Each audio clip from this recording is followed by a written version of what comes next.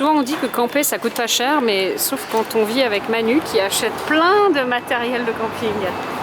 Alors il y a deux choses à faire quand on commence un road trip. Il y a aller récupérer la voiture de location et faire des courses. En fait la troisième étape, c'est organiser la voiture pour vivre décemment pendant des périodes. Ça sent trop bon. On est au tout début de la Columbia River Gorge. La première cascade qu'on voit. C'est le paradis des cascades là.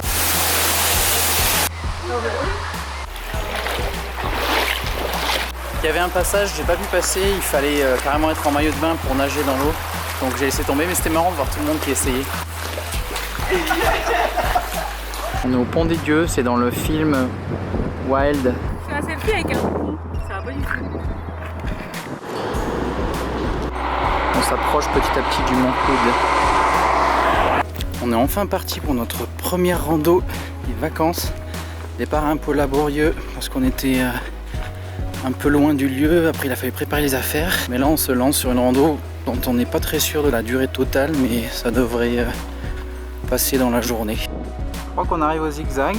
Donc nous on doit aller, je crois, de l'autre côté, mais il va falloir traverser la crevasse. Comment tu le sens, Mathilde? Mais tu traverses par où? Je laisse rouler. Bon, on est arrivé tout en bas du zigzag.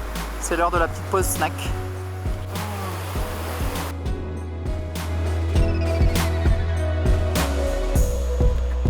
On est bientôt au paradis.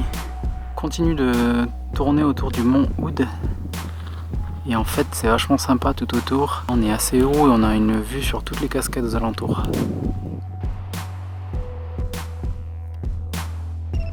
Victoire! On arrive enfin à la loge. Après des heures et des heures. Ça va, Mathilde, la patate? C'était beau.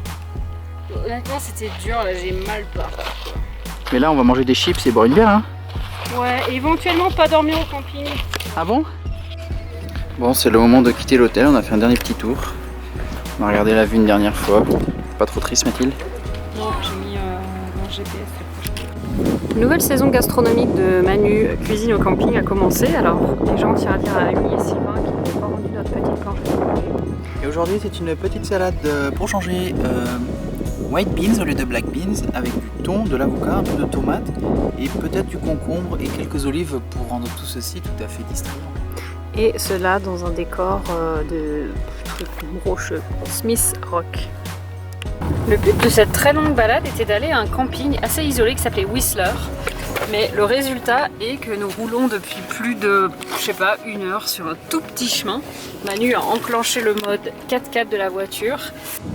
Bon, après une bonne heure sur la route, on a retrouvé une route normale, mais j'ai absolument aucune idée de où on est.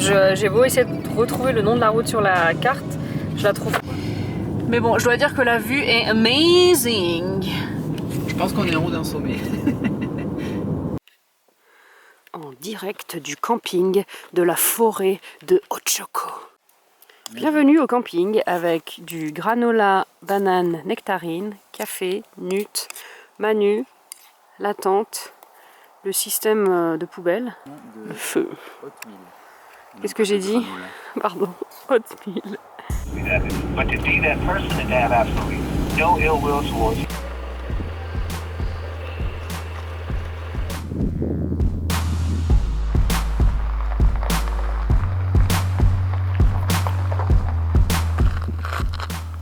J'avoue que ça va aller le coup de marcher jusqu'au bout du trail. C'est la plus belle vue. L'Oregon, cet état immense. Bon, on va où? Next!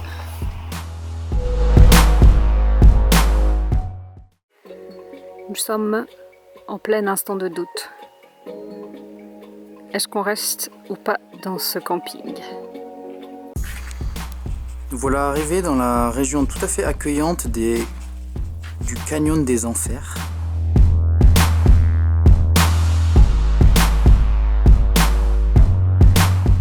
Voilà le Hells Canyon Visitor Center. J'ai l'impression que c'est comme le Visitor Center le plus dur à trouver.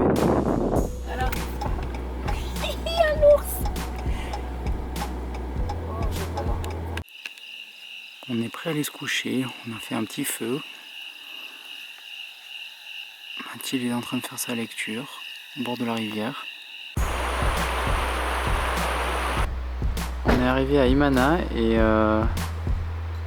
voilà, il n'y a pas grand chose, juste un bureau de pause. Alors nous sommes toujours dans le Hells Canyon et nous sommes en route pour aller voir l'un des plus beaux points de vue. Il y a 24 miles un peu dur sur du gravier. Manu, qu'en penses-tu? Ça va, je bois un petit coup, je suis à l'aise. J'ai mis le mode 4x4. Le mode 4x4.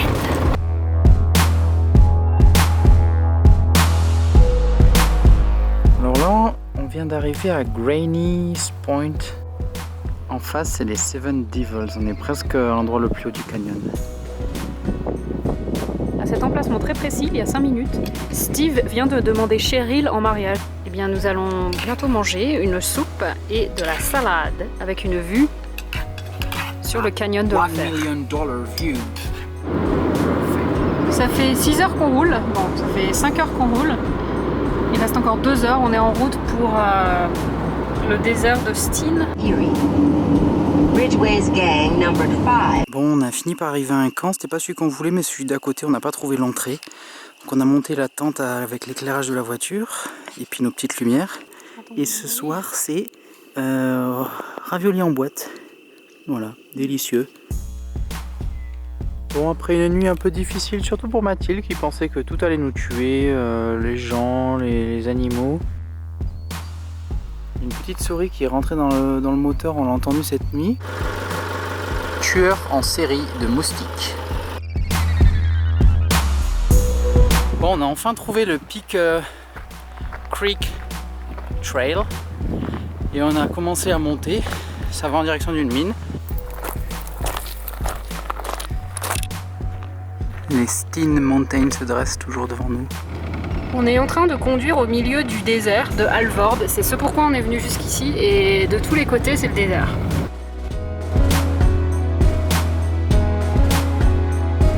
Dans cette région, tout semble comme accueillant et sympa. Bon, je suis toujours pas mort, alors je fais une autre vidéo pour montrer les sources chaudes qui sont juste à côté du lac. On ne peut pas les toucher visiblement parce qu'elles sont très chaudes et aussi empoisonnées. Peut-être en route pour une lodge. Je veux une lodge pour ce soir, juste histoire de prendre une douche. En attendant, dehors, ça ressemble à ça. Road trip. Bon, on va repartir de notre petite cabine où on a passé la nuit là pour se reposer du camping. On va faire un autotour. Première curiosité géologique dans la loupe des cratères. À juste titre, voici un cratère. Mathilde vient de faire une petite crête volcanique.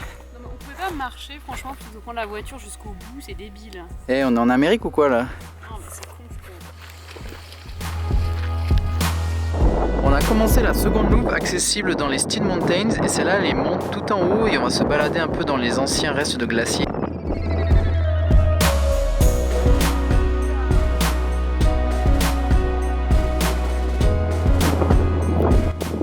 Là c'est le lac où on a fait de la voiture hier. Petite nuit de camping à Cottonwood Campground. Moi j'ai trop bien dormi, Mathilde a eu un peu froid mais ce matin on s'est levé, on a fait notre petit feu comme d'hab. Bon petit déjeuner et puis on est prêt à reprendre la route. Ça c'était le lac qui était au pied de notre camp, on le voyait pas pendant la nuit. On est sur le point d'arriver à Crater Lake. C'est encore couvert à cause du feu de Californie et aussi du temps qui est un peu couvert, mais ça commence à se dégager et c'est joli.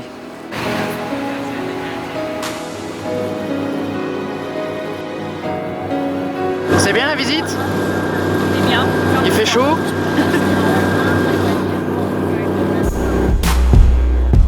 Là on est arrivé au Phantom Ship. Bon on vient finir le tour en bateau. C'était hyper sympa, on a posé plein de questions et tout et maintenant il faut se taper la remontée. Bon je pense qu'on est aux 2/3 de la remontée là et ça remonte vraiment dru. On respire fort quoi. C'est vrai que là c'est vraiment plus beau que quand on est arrivé l'autre jour avec ce bleu profond. Du coup Mathilde. Voici l'habitant officiel des lieux, il y en a partout, des chipmunks. It's not going to do anybody any good. Sometimes, les Today in routes our sont program, we moches. have two very different stories in which people are. Première journée à Redwood. C'est un national park ou pas? Là, on est dans un state park. On va commencer une route scénique.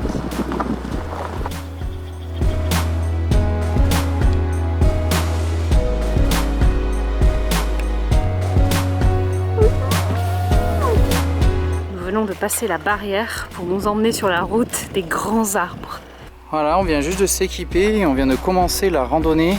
C'est l'endroit des plus hauts arbres de Redwood et aussi je crois des plus hauts arbres au monde.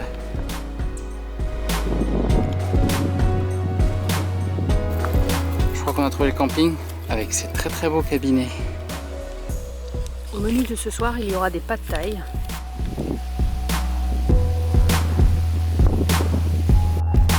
Là on en a trouvé, on a l'impression que c'est un des plus grands qu'on a vu. Gigantesque. Il part dans la forêt, on voit même pas jusqu'où ça va. Bon, ce matin on a réussi à se lever pas trop tard, même s'il faisait trop nuit dans notre forêt épaisse où on a dormi. Bon, on est arrivé dans le Fern Canyon.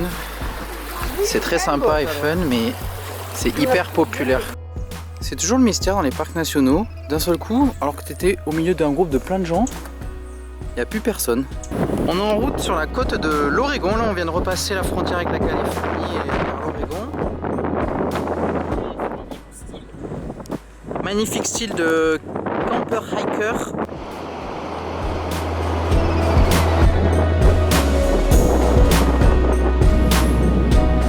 On est reparti explorer la côte.